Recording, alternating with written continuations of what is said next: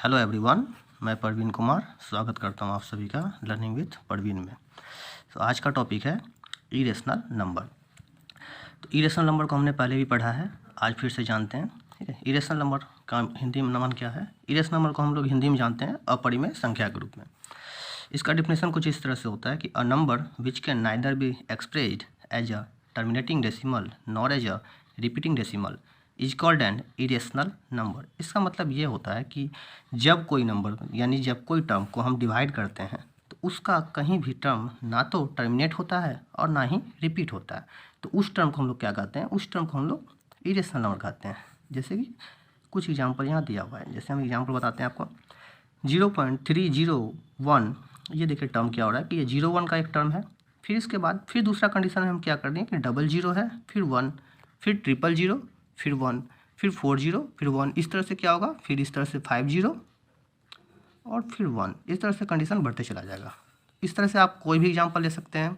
0.50, 4003, 0003, 5, 406 वगैरह वगैरह। तीसरा एग्जांपल अगर हम चाहें तो यहाँ कुछ भी ले सकते हैं। 2.01, 001, 001, 0001, 1 2 3 401, समथिंग कुछ भी ले सकते हैं।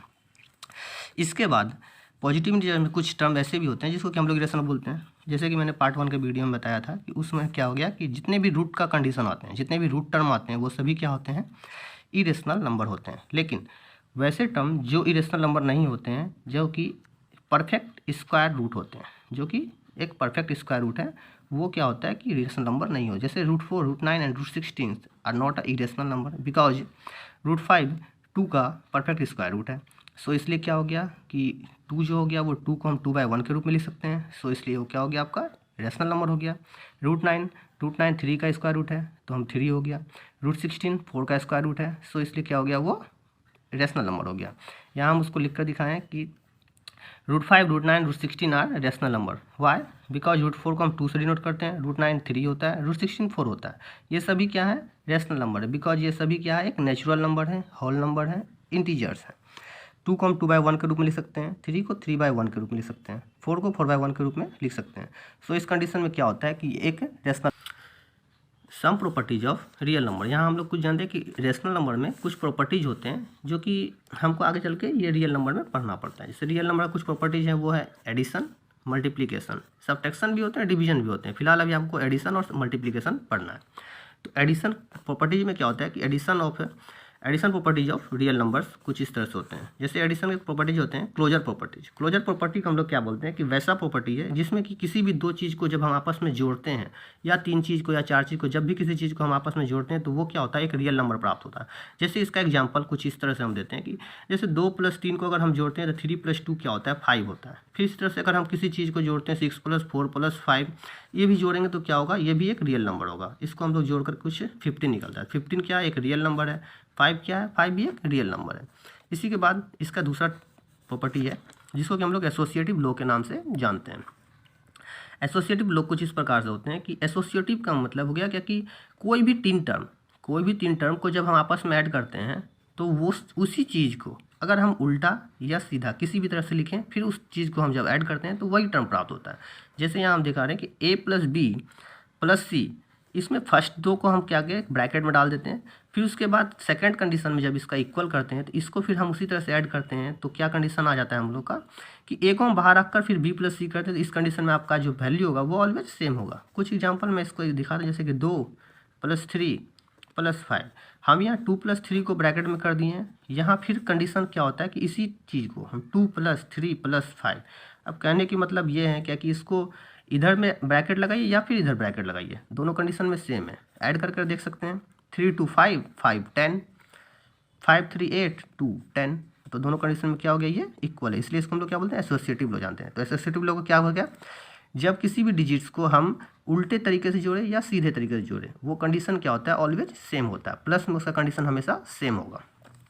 उसके बाद हम पढ़ते हैं कम्यूटेटिव लॉ। कम्यूटेटिव लॉ का मतलब क्या हो गया कि जब हम किसी 2 डिजिट्स को लेते हैं, कोई भी 2 नंबर, जब उस दोनों को आपस में ऐड करते हैं तो उसको फिर हम उल्टा करके भी अगर हम जोड़ें तो वही नंबर का सम वही आना चाहिए या फिर वही आता है।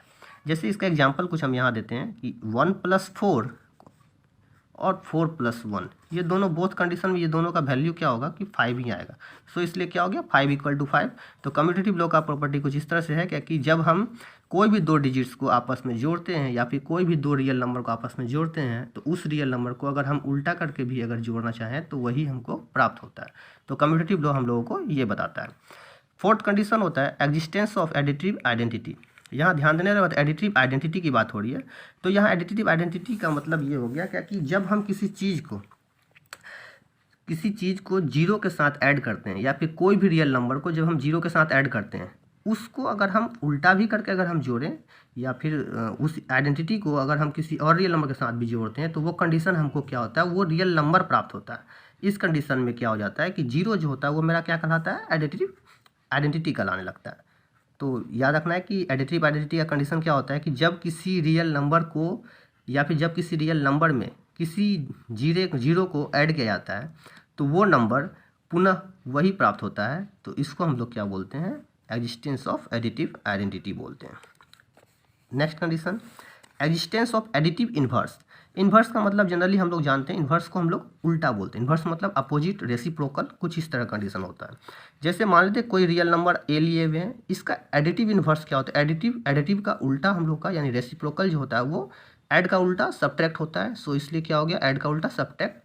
तो ए था एक रियल नंबर है, इसका एडिटिव इन्वर्स क्या हो गया ये प्लस में है तो ये माइनस में हो जाएगा।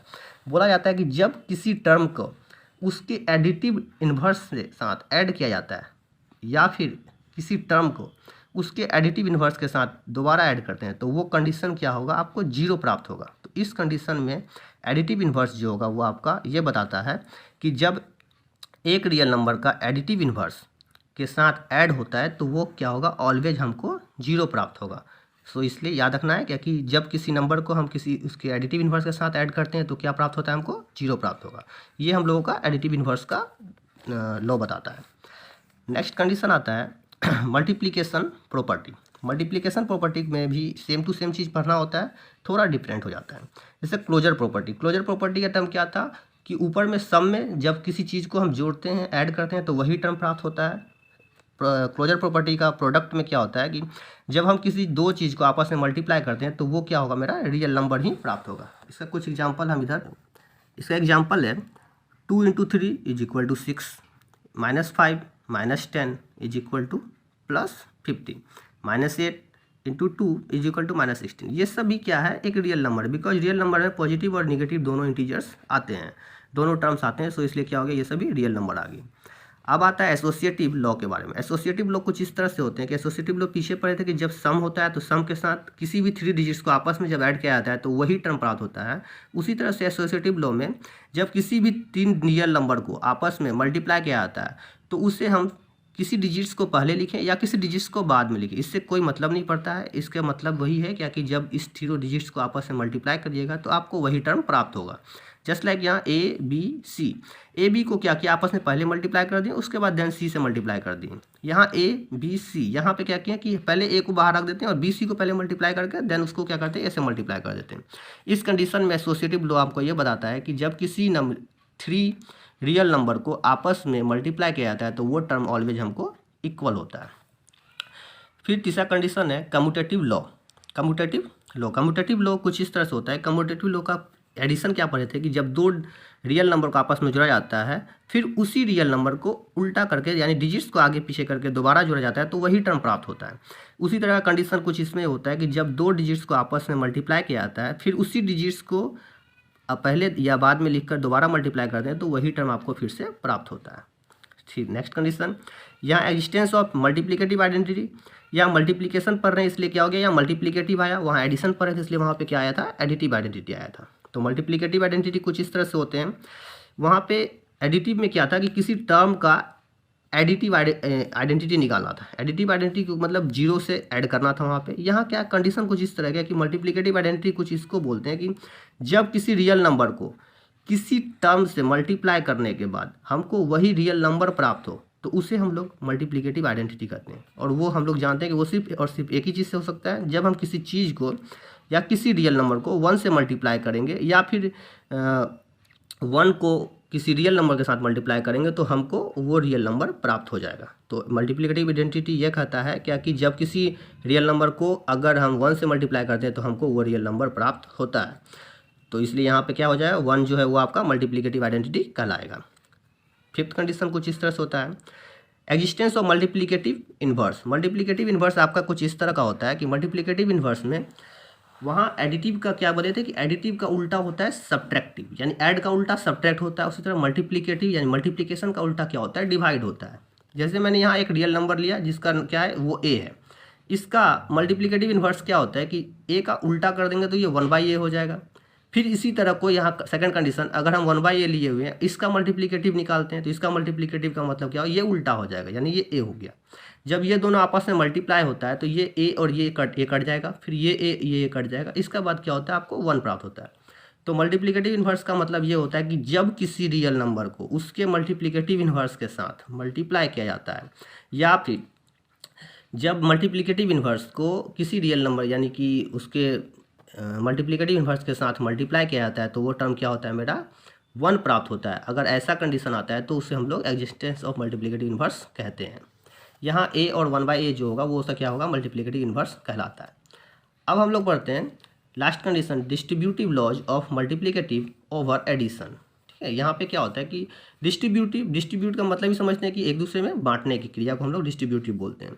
जैसे कि कंडीशन यहाँ दिया है कि कोई 3 रियल नंबर है a b c, यहाँ पे 2 कंडीशन दिया गया, एक b + c जो है वो एक दूसरे का क्या है, ऐड है, और a जो है वो एक दोनों का मल्टीप्लाई है। जब इस कंडीशन में होता है तो इस दोनों को हम क्या करते हैं, इस दोनों को बराबर इसमें बांटते हैं, यानी बराबर एक दोनों में बांट देते हैं।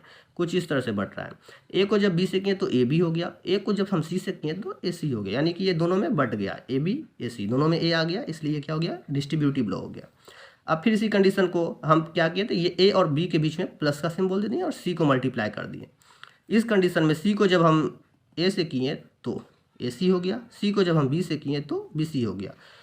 आज के लिए इतना ही, मिलते हैं फिर एक नए वीडियो में एक नए एनर्जी के साथ।